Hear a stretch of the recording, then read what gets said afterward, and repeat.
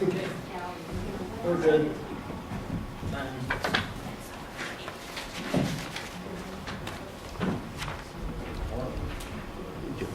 And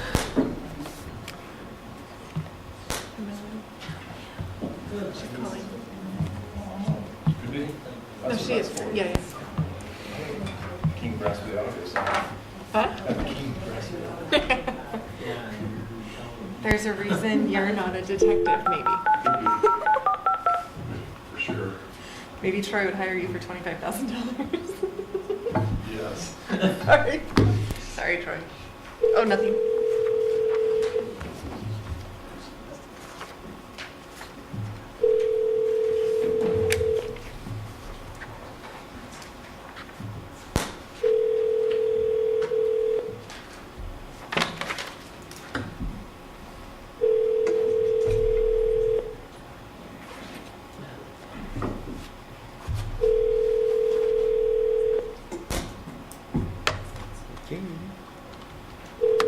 She must be screening.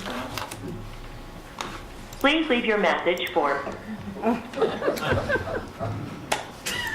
well, it is 7 o'clock. I'd like to call the March 12th, 2019 meeting of the College Place City Council to order. If we'd all please stand. Could you look at the clock and see what time it is? Well,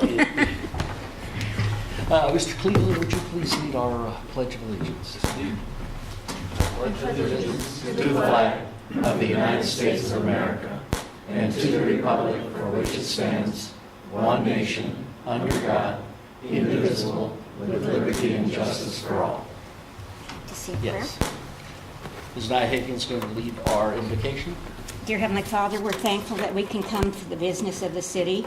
We ask that you give us direction, that we will make the decisions according to your will. And Father, we do thank you so much for our staff. In Jesus' name, I thank you. Amen.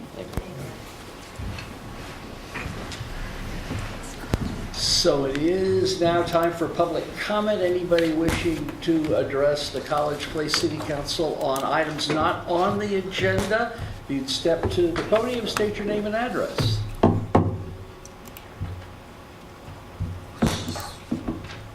Seeing no one, before you is a consent agenda, approving the agenda, this evening's agenda, approving council minutes of February 28th, 26, 2019, approve our council workshop minutes of March 5th, 2019, approving the agenda bill 19051 fire hydrant code, and repealing of College Place Municipal Code 2.44 travel expenses, and excusing Mr.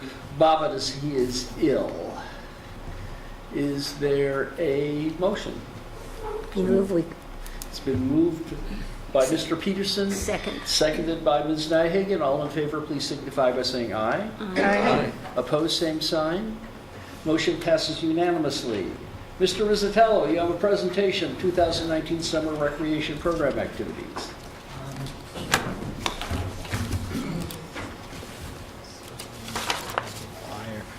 Okay.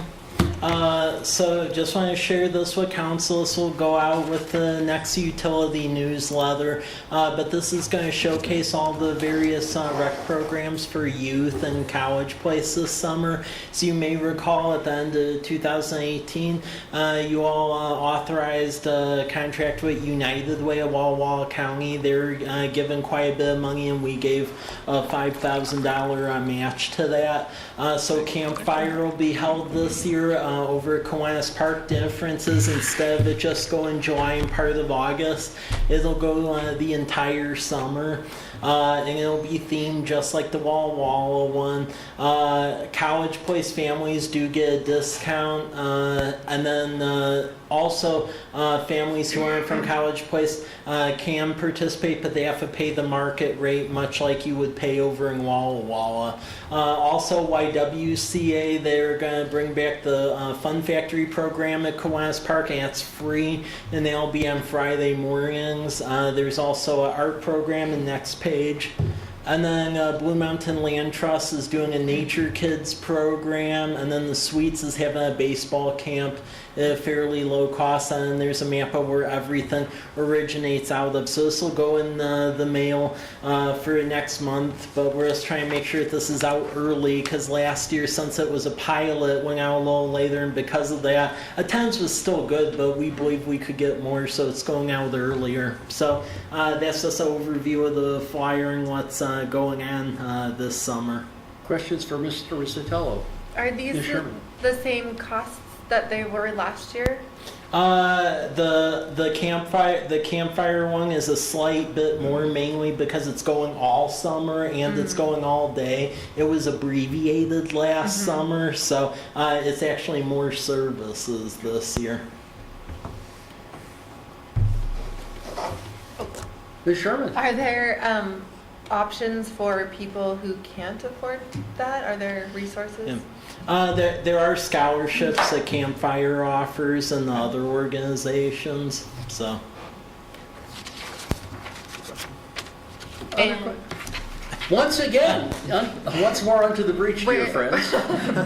where do they get that information for scholarships? so that's on the web. So that's going to be on the Campfire's website and then the respective websites for these organizations. We are making sure that there'll be a recreation landing page, much like last summer. They'll have hyperlinks to respective agencies. Other questions? Thank you very much, Mr. Rizzatello, but you don't get to quit the city economic development flyers.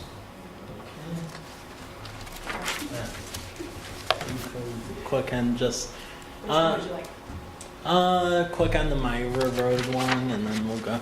So I just wanted to share this with you all, so you get a little taste of the economic development promotional material we use, like for International Council of Shopping Centers, and then our outreach with various retailers. And we've been working on this through our Economic Development Advisory Commission. So first, this is an example of a business district flyer, just explains all benefits of a respective district. We have one for Myra Road, another for the Meadowbrook area, and then another for downtown College Place, North College Avenue.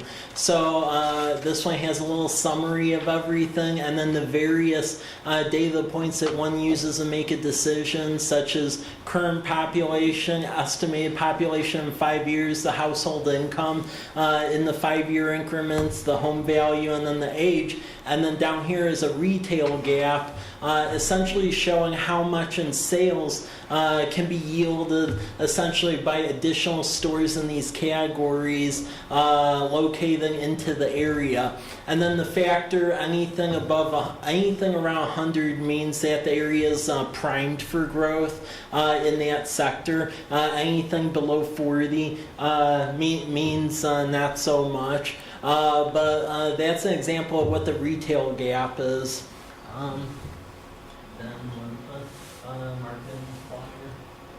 And then this one, this is a general flyer just for the city that we're open for business. We have an overview of the key demographics for 10, 20, and 40-minute drive times. That's really what the retailers are looking for. Some basic examples of why it's great to live here. This is a map of essentially the trade area going all the way, the different colors. The red here is 10, the green is 20, the blue is 40, and then if you go to the next page. And then this essentially shows the businesses that are here. This shows key retail leakage, which means areas that are primed for growth in College Place. And then with an analysis that was done when we worked with Buxton and a couple of other clients, businesses that essentially would fit well within our data demographic. So that's an example of flyers. We have all of them on the business portal of the web page. Economic Development Commission continues to work with staff to refine this. So I would say if you have any further questions or comments, let me know. Questions for Mr. Rizzatello?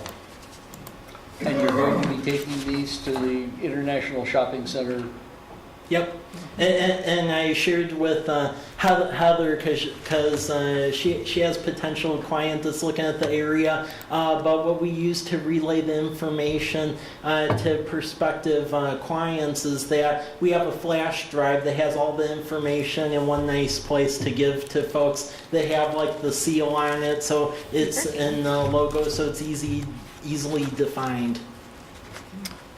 Questions for Mr. Rosatello? Thank you all very much. Okay. Very nice. Mr. Gordon, franchise utility response time, code change. Thank you, Mayor. Sean, if you just want to stick up the... Get that on the record, Mike. Yeah, that's good. That's good. Thank you. This one should be pretty straightforward. This is just a code change to our utility code.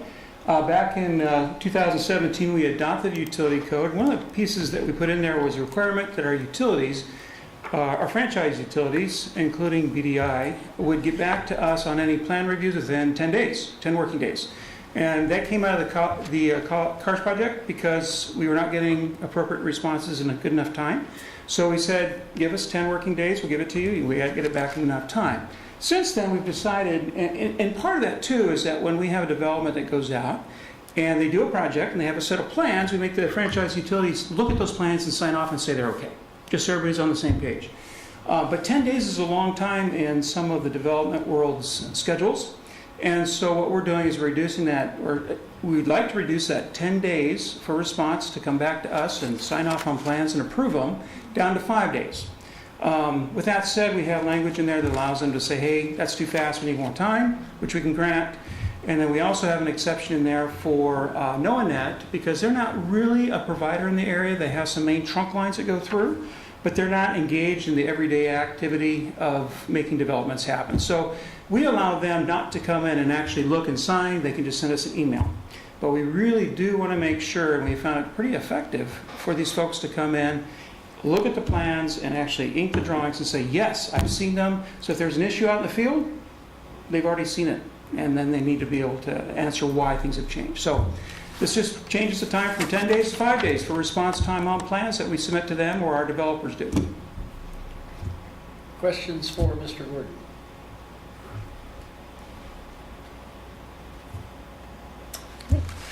Seeing none, is there a motion? Mr. Peterson.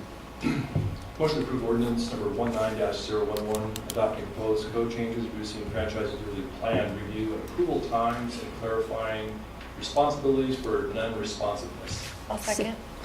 Go ahead. It's been moved by Mr. Peterson, seconded by Ms. Sherman. Any further discussion? Seeing none, all in favor, please signify by saying aye. Aye. Opposed, same sign. Motion passes unanimously. Thank you, Mr. Gordon. You'll have to pardon me, I won't go up to the podium. We are as you all are aware, we are in the process of asking our citizens whether or not they would like to annex into the rural library district. There is a process set up in RCW to do that. The city must pass an ordinance requesting to be annexed.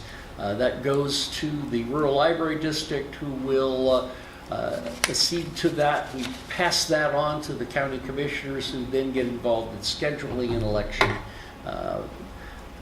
Election will be sometime this fall, date to be determined, as we take a look at how much education we need to do and what's the best, most efficient way of doing that. This was one of the two top priorities of our 2017 community survey, the other one being youth recreation programs. May I answer any questions? Ms. Sherman. Okay. In the notes here, it says that they're willing to eventually construct a library within the city. Is there a timeline? No. Tough to have one when you Sure. I mean, you could just make one up right now, and I believe you. Yeah, well, that's the short answer is no. Okay. Right now, the rural library is going to be building a library in Touchy, and I'm sure we'll roll in someplace in there once we're part of the rural library district. They have an opportunity. They're going to be combining their service center along with the branch library or a main library. Take your pick. In property there next to the high school. Right, so what would be the solution until that time? Still, you were members and you go to Plaza or wherever they're. Well, there's a library at Plaza Way. Right. We have some options of perhaps an interim facility here. Okay. We'll have- as we go forward, we can, yes, we can do that. Mr. Rizzatello. I've been in some discussions with the Lions Club about Okay. that building as an interim facility, so. Mr. Cleveland. I was going to ask, after being annexed, do College Place citizens get access to all libraries in the rural library district, or do they have to? What's the cost, or how does that work? Actually, we have the executive director of the rural library district here. Ms. Gold, would you care to share the how our citizens would access library services? Ms. Rhonda Gold is the executive director of the rural library district. Good evening, Council. To address your question regarding use of all of our facilities, as soon as the election has been certified by the state, you would have access to all 5 of our libraries, as well as any of our online materials, including databases and ebooks and audiobooks. And I assume that would be, access would mean they could request something if it wasn't in one library and it would be Yes. sent Yes. to them. Yeah, we participate in a program that's Library Ease called OCLC, which is a venue for our library to interlibrary loan materials requested from other facilities that we don't own. Mr. Peterson. The 47 cents per 1,000, that is 2019? 2019, yes. Right. And to construct another building and to expand it, do you see that rate increasing, or what's your best guess on that? We have a strategic plan in place that if this would go through, we would hope to have something built on our property here within no more than 4 years, because we are bound by lease agreements at Plaza and at our service center on Jade Street that leases end at approximately the same time. So that would not, that 47 cents would not immediately come out of any payments that the city would make to us, because we have a capital fund in reserve that we could use to begin the process of building a new building, even after Tushi. Does that answer your question somewhat? Well, is the 47 cents for ongoing operating right now without construction, correct? Yes. So you see that going up in the future? No, no. Your best, I mean, it's on assessed The highest value, it can go is assessed 50 value is going cents, down. and that's in the state statute, in one of the RCWs regarding library districts. Last year we were at 48 cents per thousand. This year we would drop back down to 47 cents, which it's typically 47 cents historically. So for a house, I mean, for a $300,000 house, $140 a year, that sound about right, or Yeah. in that range? Yeah. approximately, based Yeah. on arbitrary numbers? Yes.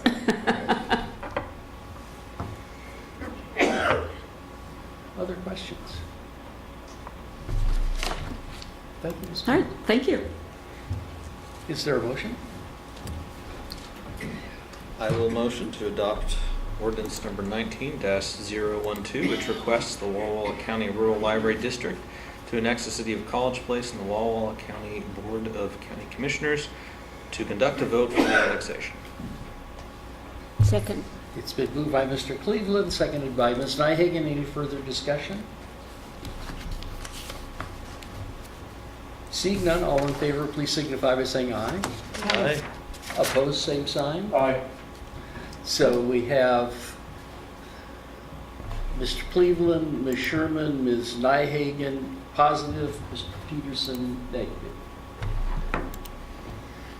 Motion passes. Thank you all very much. Mr. Gordon, back again, College Avenue Traffic Assessment Agreement. Thank you again, Mayor. This is a agenda bill requesting your authorization for a contract. If you recall, back in January of 2017, there's several concerns coming up from the community in terms of how College Avenue is operating. So this is this issue that we've talked about before. It came back in March as well of 2017. We went out for bid for a request for proposal, and we received those on the 19th. We had 5 firms responding. Apparently a lot of folks want to do this bit work. We had PBS, we had Heath & Associates, DN Traffic Consultants, Transpo Group, and Morrison Merrily submit proposals. This was a not-to-exceed amount of $25,000. They proposed a proposal for $25,000. And in their study, they'll be looking at our current traffic pattern, our striping and the parking, how bikes will make their way up and down College Avenue. They'll be looking at speed limits and just the whole picture of how that corridor works. So staff has selected DN Traffic Consultants as the most qualified for this particular contract. They bring with them the added advantage of having been the ones who put together the traffic model for our regional Walla Walla Valley Metropolitan Planning Organization, which is the major transportation planning entity for our valley, which is also the conduit for our federal funding. So that's kind of nice. It means that we can actually use some of their work here to kind of supplement what we're doing with the MPO. So anyway, we come to you tonight and ask for your permission to authorize this contract. If you have any questions. Mr. Cleveland. It says the study is expected to take 4 months and will assess whether the current traffic pattern is optimal. Is that with respect to something in particular? Well, if you have certain strong feelings about what would constitute optimal, better let us know so we can write those in. But effectively, they'll be looking at level of service in terms of delay and also looking at the whole picture of parking and bikes and so forth. So they're trying to put that all together. They have 3 scenarios that they're planning to look at. But the idea is to kind of bring that to you as council and have you guys look at that and decide what makes sense for you. So. Yeah, I guess I'm just trying to wrap my head around, when it comes to determining what's the optimal situation, it could be with respect to a lot of different variables. Mm-hmm. And it makes me kind of wonder what would be the threshold for suggesting a change, but I'm not a traffic engineer, so if there's nothing really more specific that we can say about optimal other than say, wait times and minimizing accidents, It's a bit of a squishy word, I admit, and one of the reasons for that is at some level this is also a policy decision.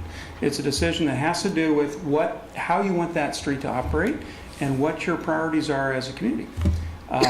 We can wait in one side in terms of parking and bicycle traffic or other elements as opposed to making it a thoroughfare. We get people through as fast as possible. So there's a balance there. And that's one of the parts what we're trying to do here.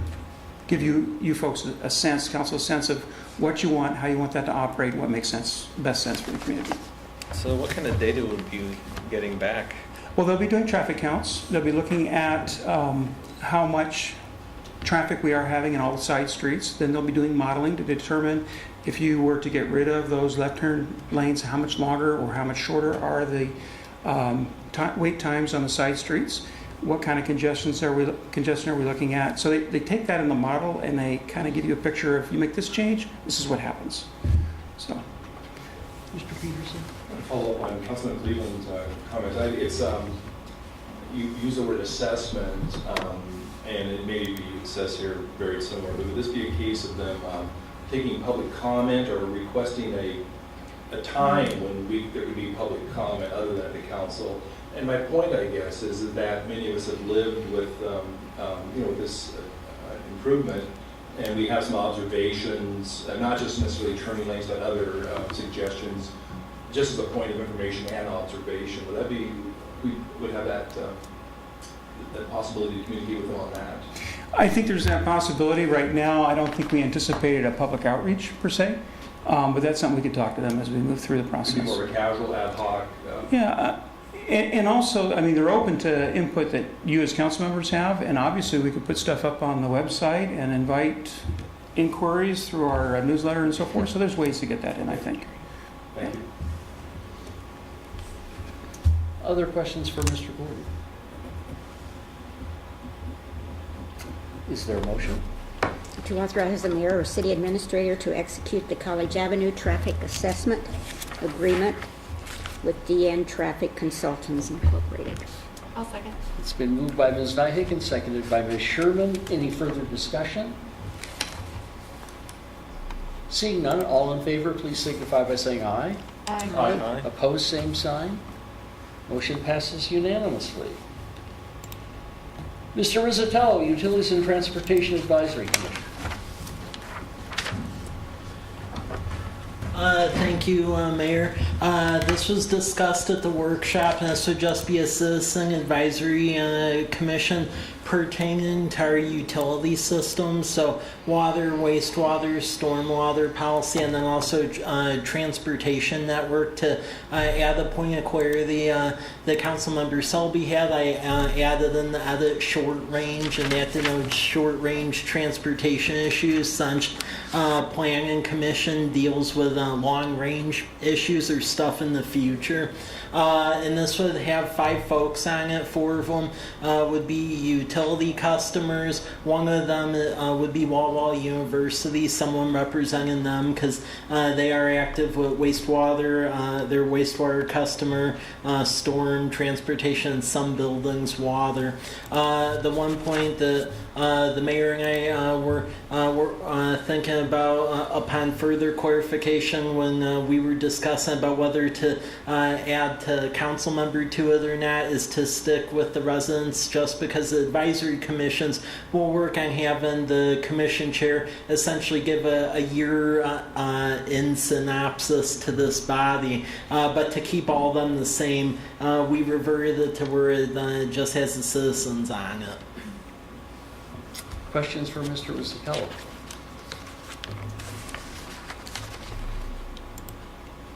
Is there a motion? I'll make a motion to adopt ordinance number 19-013, which adds chapter 2.68 Utility and Transportation Advisory Commission into the College Place Municipal Code. Second. It's been moved by Ms. Sherman, seconded by Mr. Peterson. Any further discussion? Seeing none, all in favor, please signify by saying aye. Aye. Opposed, same sign. Motion passes unanimously. Thank you, Mr. Rizzatello. Mr. Gordon, you're kind of like a jack-in-the-box. You're bouncing out. I think you Washington can. Traffic Safety Commission grant application. Is it first the digital signature one or the? Yes. Oh, no, never mind. I missed the digital signature. Okay, that's, this particular agenda bill is just really to bring us into the, I want to say the 20th century. I would like to express appreciation to our city attorney for helping us through this process. We're trying to get to the point where we can start accepting electronic signatures and, more importantly, in where I work, digital signatures on stamps. Because what happens in our process is, up until now, we have required that when somebody submits a plan for approval, per the RCW and everything else, they wet stamp it. That means they have to come down and deliver the drawings to me, I sign them, and so forth. So we're moving to a point where we can make our process a little more efficient, and where we can actually accept digital signatures from folks. So that's what this is. It's our first stab at getting out there and entering the world of electronic submission and acceptance, in this case acceptance of signatures.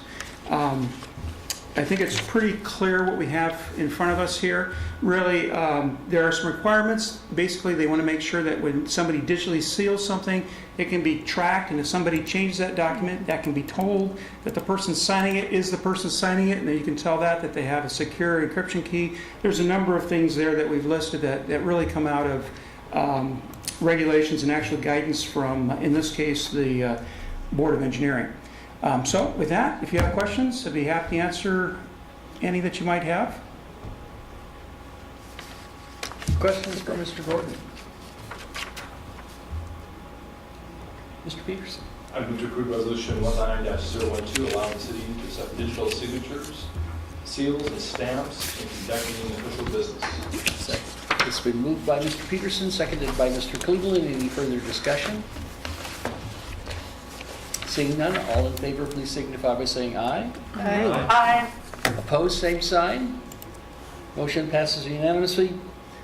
Welcome, Councilmember Selby. I'm sorry we didn't get a hold of you earlier. Oh, that was my fault.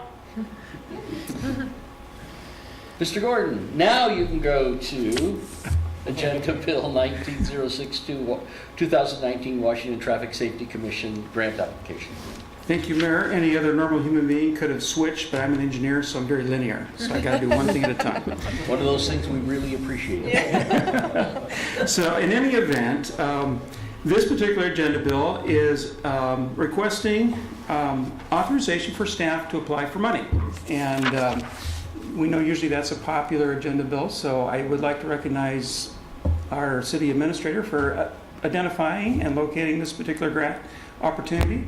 In this case, this grant is providing, if we're successful, monies to put together preliminary designs for missing pedestrian facilities, sidewalks that aren't there, sidewalk facilities that don't meet the ADA, or sidewalk facilities that are just falling apart.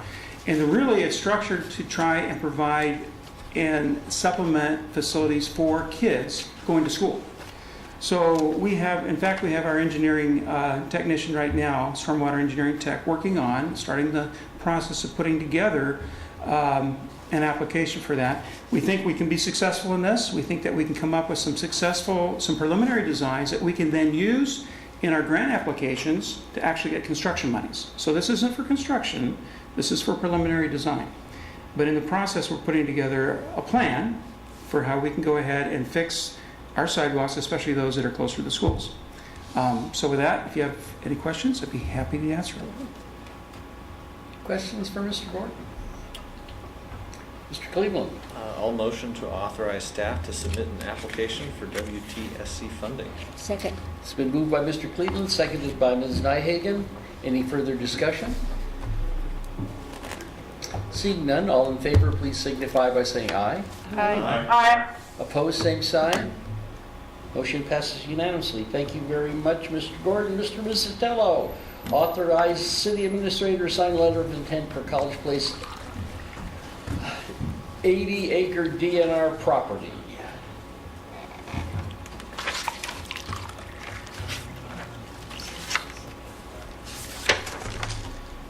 Okay, thank you, Mayor. So this is a potential property opportunity. So as you may all recall, as we've been working on the wastewater plant master plan for the future, we need additional land essentially to hold the water, farm, things like that. Considering we're in an urbanized area, that's very difficult to come by because a lot of the property is already owned by other people. However, there is a very interesting opportunity that has come to the forefront here. So all of this in pink here is the boundary of our wastewater treatment plant, the existing one. There is 80 acres to the west of it that is owned by the State Department of Natural Resources. In talking with the representative, Mr. Winslow, they are open to selling that piece of property because it's isolated and they don't have any other land holdings adjacent to it. And they're really only in the business of holding property if they have a bunch of other property nearby. So all this letter of intent would do is show that we're interested in it, and it would cover up to around $12,000 in expense, because when you're dealing with the state, you have to use their appraiser. They don't allow you to pick an appraiser; they mandate it. So it would essentially be reimbursing those costs, so we could truly see what is the value of that and go from there. Because right now we don't know. They've had it for a number of years. This is a very interesting opportunity, though, because just the amount of land available, and it would really work to deal with the future requirements of our wastewater treatment plant and the upcoming permit. Questions for Mr. Rizzatello? Mr. Peters? I think it was, and I don't need exact numbers, of course, but of the total land that we would need going into the future for that, how does this address that as far as a percentage, or is it half of what we'll need eventually? Is this it, or what are your thoughts on that? Well, In talking with Department of Ecology, at least to get through that first initial phase, we believe we can get by with this 80. So it at least gets us through the next like 4 to 5 years, and then allows us, in talking with them, as long as we're making good faith attempts to work toward getting that incorporated in our system. They seem very open, because I had a conference call with Maya Balone, the director of ecology, to delay some of the other costly stuff. So I mean, any way you go, this thing is expensive, but we have the opportunity for us to be less expensive than it could be. Thanks, Mark. Other question? Mr. Peterson? I move to adopt resolution number 19-013, which authorizes the city administrator to sign the letter of intent. I'll second. It's been moved by Mr. Peterson, seconded by Ms. Sherman. Any further discussion? Seeing none, all in favor, please signify by saying aye. Aye. Aye. Opposed, same sign. Motion passes unanimously. Thank you, Mr. Rizzatello. You don't get to sit down, however. Resolution in support of American Association of Retired Persons Community Challenge Grant for former Cascade Natural Gas property. Okay, then scroll down. Okay, thank you, Mayor. So with this option here, as you all know, and this was a while back, we did a land swap with Cascade Natural Gas. So we had some property at the end of Larch over by Les Schwab that they needed a regulating station at. The old regulating station was on this weird triangular piece along 12th to the west of Newgate. And in return, we got this piece of property and then some money to essentially improve it as a little parklet, because it could be improved because it has nice views of the mountains and so forth. It's just behind a fence right now. So if you go to this, and we're still working through this on the park board. But this is just a little schematic drawing that we had the consultant that did some of the Lions Park work look at, as far as putting bushes and other things like that, and some benches and so forth. And the idea is that we would put in for this AARP challenge grant to cover a remainder, because we have a minor amount that Cascade Natural Gas gave, about $1,500. AARP grant would be about $10,000. Some good things that would make us score very high with this grant is 12th Street is a primary route in that Blue Mountain Regional Trails plan, so that's very important. That's a very important plan, and this would be right alongside that, so I believe we'd score pretty high on that. So we have a chance to get some money to improve this piece of property we own. Questions for Mr. Rizzatello? Mr. Cleveland? So this be a couple questions. Is this going to be zoned as a park? You kind of called it a parklet because Yeah. it's probably pretty small. So it would be. Yeah. Well. As far as right now, I believe that has the general public reserve from when we did our comp plan. But I call it a parklet because in the park plan, our community and neighborhood parks are bigger than this. We're currently working on the development code to tweak that, because there's these weird examples that don't fit anywhere. We really don't have any others except this, but we do own it, and right now it doesn't look that great. So the idea is to spruce it up a little bit. So kind of my second question, which is only tangentially related. It looks like, at least on GIS, that we the property to the east of it is also owned by us. It's on kind of a slope though, so Yeah. I'm guessing it wouldn't be like useful at all for connecting it with the park in any way. Not really. It's a pretty steep slope. I am talking to our public works staff about trying to maintain that a little better, because we do own that piece of property though. We've owned for years, the one immediately next door to that. This one was just acquired when we did the swap.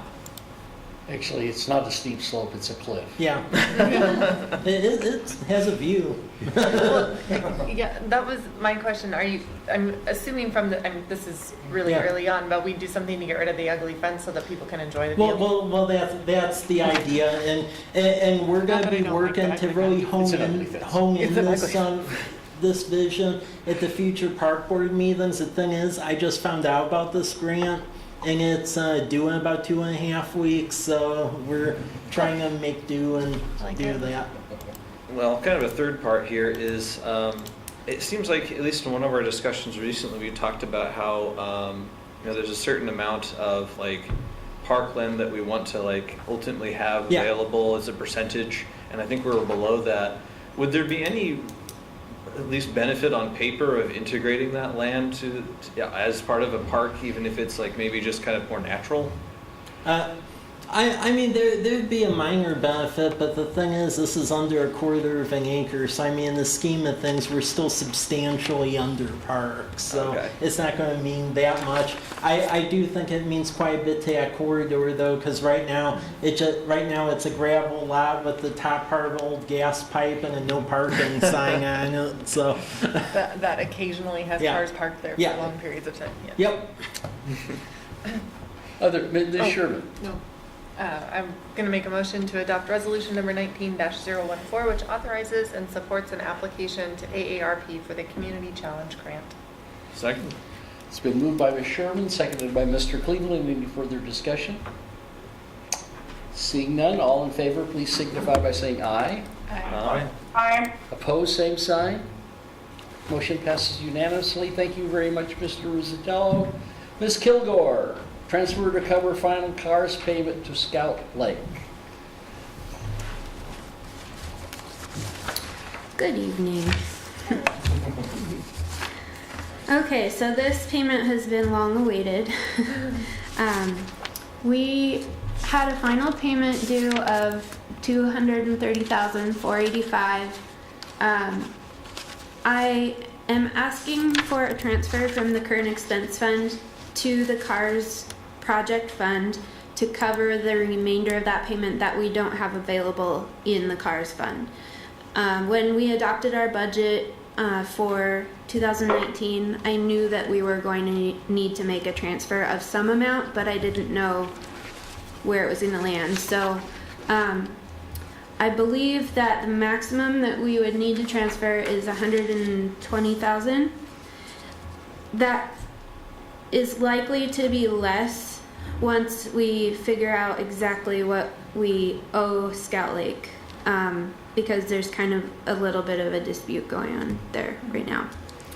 So I'm asking for enough to cover the $230,000 so that in the meantime we can cut that check and have it deposited and have enough cash in there at the end of the month. So Is there a motion? Ms. Peterson. Which authorized the interfund transfer of $120,000 from Fund 001, current expense, to Fund 330, economic development, for the final payment on the CARS project. Second. It's been moved by Mr. Peterson, seconded by Ms. Nyhagen. Any further discussion? Seeing none, all in favor, please signify by saying aye. Aye. Opposed, same sign. Motion passes unanimously. thank you. Thank you, Ms. Kilgore. Mr. Gordon, amendment to PBS C Street Project Design Agreement for Construction Engineering Services. Thank you again, Mayor. Hopefully for the last time tonight. This is good news. Yeah, this is good news. We are, if you recall, we have this project called C Street that's been hanging around for about 4 or 5 years, 4 years, a little over that now.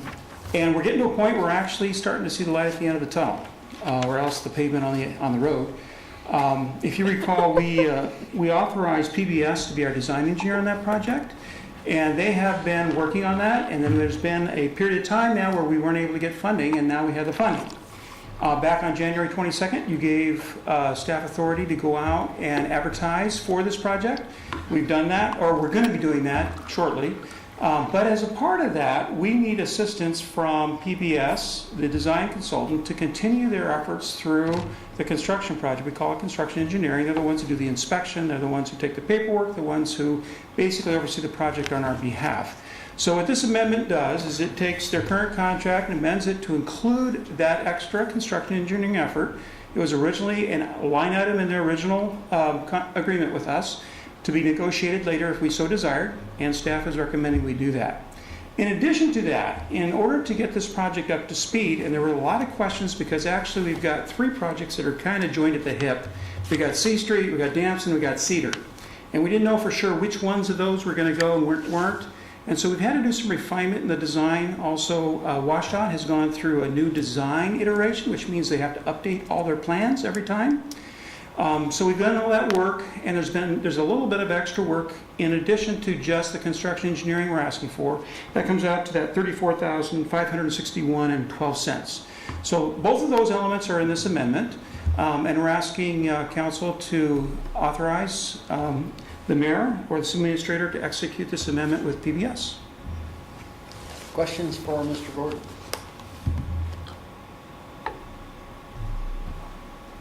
Is there a motion?